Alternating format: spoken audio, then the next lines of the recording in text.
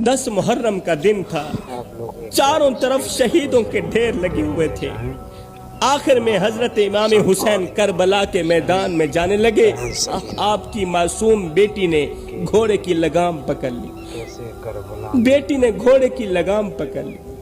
नन्ही सी बेटी है, रो कर कहने लगी, ऐ घोड़े, मेरे बाबा को लेकर मैदान में मत जाना, क्योंकि मैंने देखा है उस मैदान में हमारे खेमे से जो भी गया है जिंदा वापस नहीं आया।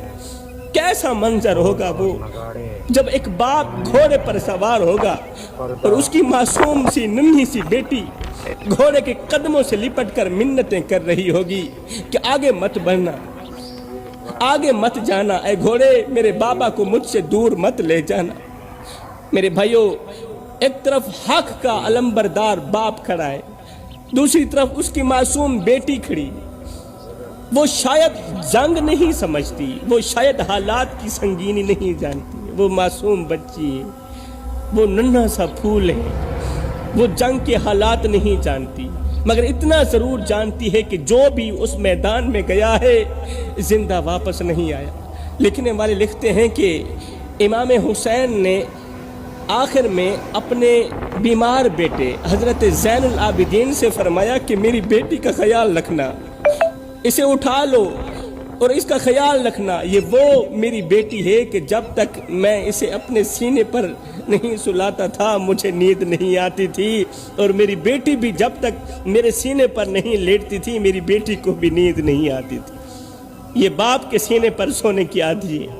ये जो मेरा फूल है ना, ये बाप के सीने पर सोने का आदि।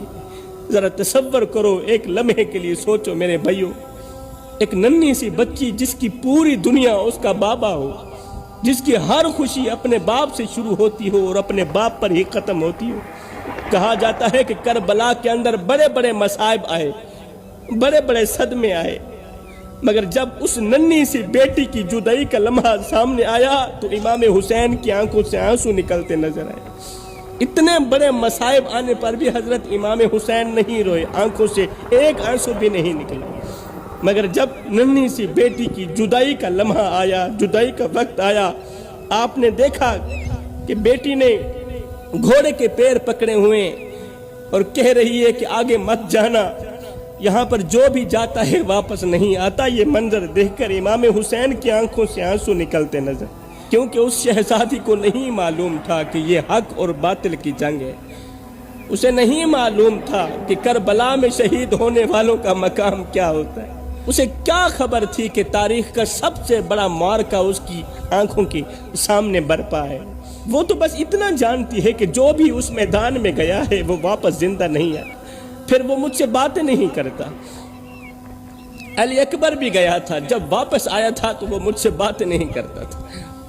जो भी वहां जाता है वापस आकर मुझसे मीठी मीठी बातें नहीं करता। वो मेरी तरफ देखता नहीं, उसकी आंखें हमेशा के लिए बंद हो जाती हैं। फिर मैं उसे आवाज देती रह जाती हूँ और वो जवाब नहीं देता। मुझे खतरा है, मुझे डर है कहीं मैं अपने बाप इमाम हुसैन को आवाज दूं और आगे जवाब ना आए। बेटी को अपनी बहन के हवाले किया, कहा मेरी बेटी का ख्याल रखना। ये कहते हुए इमाम हुसैन ने सब्र को अपने गले लगाया। कितना बड़ा सब्र किया होगा आप अंदाजा लगा सकते हैं।